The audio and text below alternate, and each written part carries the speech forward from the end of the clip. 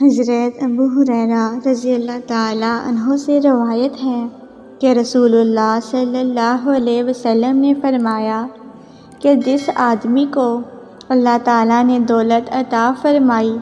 اور اس نے اس کی زکوٰۃ نہیں ادا کی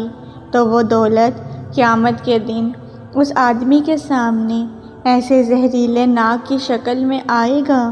جس کے انتہائی زہریلے پن سے اس کے سر کے بال جھڑ گئے ہوں گے اور اس کی آنکھوں کے اوپر 2 سفید نقطے ہوں۔ جس سانپ میں یہ 2 باتیں پائی جائیں وہ انتہائی زہریلا سمجھا جاتا ہے،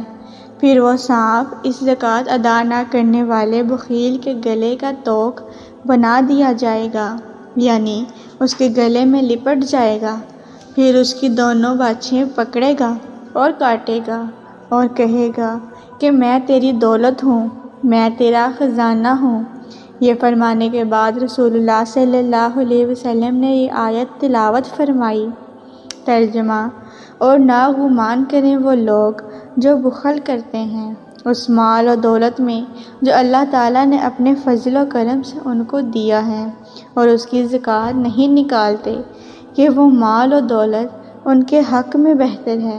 بلکہ انجام کے لحاظ سے وہ ان کے لیے بدتر اور شر ہے۔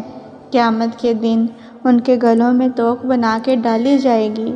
وہ دولت جس میں انہوں نے بخل کیا اور جس کی زکوٰۃ ادا نہیں کی۔ قرآن و حدیث میں خاص اعمال کی جو مخصوص جزائیں یا سزائیں بیان کی گئی ہیں، ان اعمال اور ان کی ان جزاؤں اور سزاؤں میں ہمیشہ کوئی خاص مناسبت ہوتی ہے۔ بعض اوقات وہ ایسی واضح ہوتی ہے جس کا سمجھنا ہم جیسے عوام کے لیے بھی زیادہ مشکل نہیں ہوتا، اور کبھی کبھی وہ ایسی دقیق اور خفی مناسبت ہوتی ہے جس کو صرف خواص عرفا اور امت کی اذکیاء ہی سمجھ سکتے ہیں۔ اس حدیث میں زکوٰۃ نہ دینے کے گناہ کی جو خاص سزا بیان ہوئی ہے، یعنی اس دولت کا ایک زہریلے ناگ کی شکل میں اس کے گلے میں لپٹ جانا اور اس کی دونوں باچھوں کو کاٹنا، یقیناً اس گناہ اور اس کی اس سزا میں بھی ایک خاص مناسبت ہے۔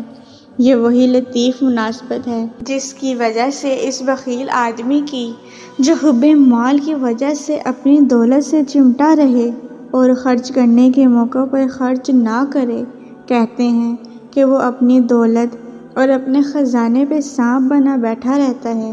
اور اسی مناسبت کی وجہ سے بخیل و خسیس آدمی کبھی کبھی اس طرح کے خواب بھی دیکھتے ہیں۔ اس سے مفہوم ہوتا ہے کہ یہ عذاب دوزخ یا جنت کے فیصلے سے پہلے محشر میں ہوگا۔ حضرت ابو ہریرہ رضی اللہ تعالیٰ عنہ ہی کی ایک دوسری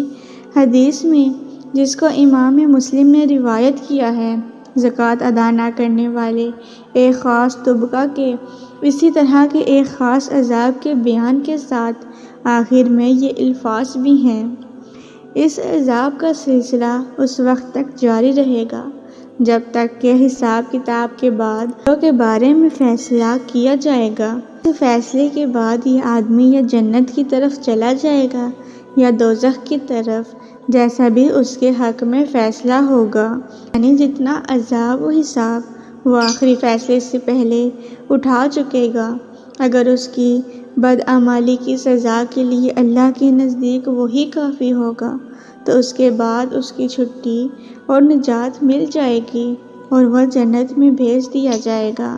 اور اگر محشر کے اس عذاب سے اس کا عذاب بے باک نہ ہوا ہوگا تو مزید سزا عذاب پانے کے لیے وہ دوزخ میں بھی بھیجا جائے گا۔